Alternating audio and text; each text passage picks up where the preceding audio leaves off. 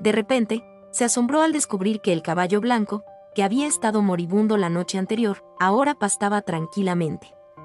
Al ver esto, Marta se dio cuenta de que el anciano del establo poseía habilidades ocultas similares a las suyas. Más de una década antes, su madre había salvado la vida de un niño moribundo, solo para ser ejecutada públicamente.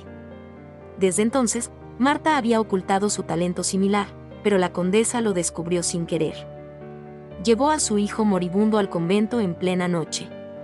Marta se negó vehementemente, instando a la abadesa a encontrar al anciano. Sin embargo, la abadesa dijo que el anciano era demasiado viejo y que salvar al caballo era su último acto. La trágica escena de la muerte de su madre, sumada a su propio cáncer, conmovió a Marta con lágrimas en los ojos. Pero la directora amablemente le secó las lágrimas, diciendo que era decisión de su madre. Las habilidades que poseía no solo le pertenecían a ella, sino a cualquiera que las necesitara. Animada y persuadida por la directora, Marta finalmente se armó de valor para acercarse al niño. Imitando las acciones de su madre, colocó cuidadosamente su mano sobre él. No solo salvó una vida, sino que también cumplió con su deber de amor. Tras curar al niño, Marta regresó al castillo, encargándose de su cuidado hasta que se recuperara. Inesperadamente, mientras cuidaba del niño, se encontró con Chris, a quien extrañaba desde hacía tiempo. Chris tenía muchas preguntas para Marta, pero ésta tuvo que irse para atender al niño. Chris corrió rápidamente al bosque para encontrarse con el marqués. El marqués dividió la partida de caza en 3 grupos, y el compañero que eligió no fue Randolph, sino Chris, quien llegó tarde. Esto provocó en Randolph una profunda envidia. Estaba furioso porque el marqués no le había permitido participar en la cacería, sino que solo le había asignado liderar la jauría que transportaba la presa. Una intención asesina brilló en sus ojos. Justo cuando todos comenzaban a dispersarse para cazar, de repente oyó los gritos de un animal atrapado. Siguió el sonido y encontró un oso negro. Basándose en su experiencia, supuso que este aullido pronto atraería a una osa adulta. Sus hombres querían advertir a los demás que no se aventuraran en ese peligroso lugar, pero Randolph los detuvo, incluso tocando un cuerno para señalar el descubrimiento de un ciervo. Tras todo esto, huyó rápidamente del lugar. Al oír el cuerno, el marqués espoleó con entusiasmo a su caballo hacia el suroeste.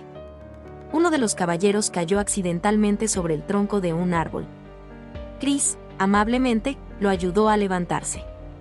Sin embargo, el marqués estaba impaciente por irse solo. Cuando Chris llegó, encontró al marqués cubierto de garras de oso negro e inmóvil en el suelo. Parecía completamente aterrorizado, pero debido a la gravedad de sus heridas, perdió el conocimiento rápidamente. Chris lo llevó de inmediato de vuelta al castillo. En cuanto cruzaron la puerta, ordenó que alguien trajera a Marta. Después de que Marta cortara la ropa del marqués, Chris vio una serie de horribles heridas. Al ver la trampa, dedujo de inmediato que Randolph los había atraído allí deliberadamente. Sin embargo, el marqués estaba debilitado. En ese momento, jadeó y se quejó, preguntando por qué Chris no estaba a su lado. Esta acusación infundada enfureció a Chris. Salió corriendo de la habitación con el pretexto de ir a buscar agua, pero la marquesa lo siguió. Desde su fallida colaboración con Randolph, lo había descubierto. Tras considerar sus opciones, centró su atención en Chris. Era hábil en el combate y también tenía cierta relación con Marta. Con su ayuda, creía que algún día reemplazaría a su esposo y lograría grandes cosas. Sin embargo, Chris no era como Randolph.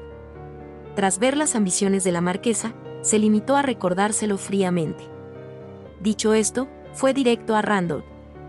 Randolph declaró con confianza que supervisaría la refinación de plata. Chris, furioso, corrió a su lado y lo agarró del cuello. Sin embargo, su negativa a cooperar enfureció a los marqueses, quienes tácitamente permitieron que Randolph tomara el control de la mina de plata. Sin otra opción, Chris regresó al pueblo y trabajó día y noche junto a los aldeanos. Pronto, algunos aldeanos no aguantaron más y protestaron, pero Chris permaneció impasible. Si no conseguía la plata que necesitaba, el avaricioso Randolph cometería actos aún más crueles. Un día, una mujer embarazada, agotada por el parto, fue atacada repentinamente por un caballo que tiraba de troncos. En el patio, solo se oían los gritos agonizantes de la embarazada. Tras llevar a su esposa a su habitación, les pidieron al esposo y a Chris que se marcharan. Finalmente, Marta asistía hábilmente al parto, pero el bebé ya estaba muerto. Chris sintió una inmensa culpa, creyendo que no los había protegido. Sin embargo, se armó de valor y ordenó a todos que volvieran al trabajo. Marta confrontó furiosa a Chris, quien lo encontró blandiendo su hacha con furia. Continuó persuadiéndolo para que pensara mejor en los aldeanos. Chris finalmente perdió el control y soltó sus celos reprimidos. Sin embargo, en cuanto las palabras salieron de su boca, se arrepintió. Incluso después de recibir la bofetada, no se enojó, solo se disculpó repetidamente con ella. Marta finalmente logró controlar su ira y razonar. En ese momento, el tiempo pareció retroceder a la noche anterior a la partida de Chris. Tras su apasionado encuentro, Chris comenzó a reflexionar sobre las palabras de Marta. No debía traicionar a los aldeanos que habían confiado en él. Regresó al pueblo, ordenó a todos que dejaran de trabajar y luego llevó los lingotes de plata de menor calidad a la ciudad de Mason. Inesperadamente, el recién recuperado marqués no estaba satisfecho con la cantidad. Antes de que Chris pudiera explicarse, le ordenó a Randolph que lo ayudara en las labores mineras. Chris sabía muy bien que las acciones del marqués, aparentemente para ayudarlo, eran en realidad una forma de vigilarlo. Con sus excepcionales habilidades médicas y su capacidad para salvar vidas, debería haber tenido una vida sencilla y feliz. Pero su inocencia fue arruinada, obligándola a un matrimonio forzado. El hombre que lo había destruido todo venía al pueblo para supervisar la construcción. Al darse cuenta de esto, Marta se aterrorizó. La evidente resistencia de Marta hizo que Chris quisiera presionarla, para que diera una explicación. Sin embargo, antes de que pudiera terminar la frase, Víctor intervino repentinamente, instando a Marta a que se apresurara a volver a casa. La escena llenó de celos a Chris. Poco después, Randolph sacó a su grupo de Ciudad Mason, acompañado de varias prostitutas. En cuanto entraron al pueblo, algunos miembros del grupo robaron manzanas a los aldeanos. Por supuesto, Chris no lo permitió. Como el pueblo no tenía suficientes habitaciones para ellos, estas personas acamparon junto al río. Su provocación fue como una espina en el costado de Marta. Esa noche, permaneció en la cama sin poder dormir. Pero el bullicio de hombres y mujeres jugando seguía resonando en la orilla del río. A la mañana siguiente, la tranquilidad circundante se vio repentinamente interrumpida por una feroz discusión. Algunos aldeanos se enfrentaban agresivamente a los mineros. El sirviente regresó apresuradamente al pueblo para informar a Chris. No se atrevió a demorarse y corrió hacia el río. Efectivamente, los dos grupos estaban luchando. Marta observaba ansiosa desde la orilla. Chris, aunque había logrado ahuyentar a los mineros rebeldes, aún se tambaleaba por su antigua herida. Randolph, al observar, también lo notó claramente. Él había organizado a estos mineros para impacientar a Chris y avivar el descontento de los aldeanos hasta que cometieran un error. De esa manera, Chris tendría motivos suficientes para atacarlo. Randolph, al ver que la herida del hombro de Chris aún no había sanado, ideó de inmediato un plan para provocarlo. Cuando Chris regresó al pueblo, un mensajero llegó repentinamente con la noticia de que el marqués le había ordenado que viajara inmediatamente a la ciudad. Al desaparecer en la distancia, Marta sintió una extraña inquietud. Inmediatamente después de que Chris se fuera, el mensajero se coló en la tienda de Randolph. Ansioso por lograr su objetivo, entró pavoneándose en el pueblo acompañado de dos sirvientes. Ordenó al herrero que le pusiera las cerraduras a su caballo. Sin embargo, pretendía marcharse sin pagar. El herrero, simplemente por exigir el pago, sufrió inesperadamente un terrible destino. Este acto encendió la ira de los aldeanos. Randolph los acusó de falta de respeto, e inmediatamente ordenó que ataran al herrero y al joven. Mientras tanto, Chris cabalgó hacia la ciudad, pero el mayordomo informó que el marqués no lo había llamado.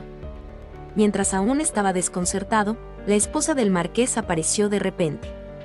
Confesó haber enviado al mensajero a encontrarse con Randolph. Chris comprendió de inmediato que Randolph lo había sobornado para que entregara un mensaje falso. En ese momento, la esposa del marqués comprendió que Randolph estaba fuera de control. Chris regresó al pueblo. Mientras tanto, en el pueblo, dos jóvenes estaban atados de pies y manos, a punto de ser azotados. El herrero sangraba profusamente y gemía de dolor. Marta corrió al lado del herrero para vendarle las heridas. Sin embargo, su esposo la apartó para evitar problemas. Bajo el sol abrasador, los hombres de Randolph los azotaban sin cesar. Los aldeanos solo podían rezar en silencio por el regreso de Chris. Al caer la noche, el castigo finalmente terminó. Randolph ni siquiera les dio un sorbo de agua. Esa noche, mientras celebraban, Marta, desafiando el peligro, se acercó sigilosamente a los dos hombres. Chris se mantuvo implacable toda la noche, hasta que finalmente regresó al pueblo a la mañana siguiente. Tras enterarse de toda la historia, ignoró las protestas de Marta y fue solo a buscar a Randolph. Randolph finalmente había logrado su objetivo.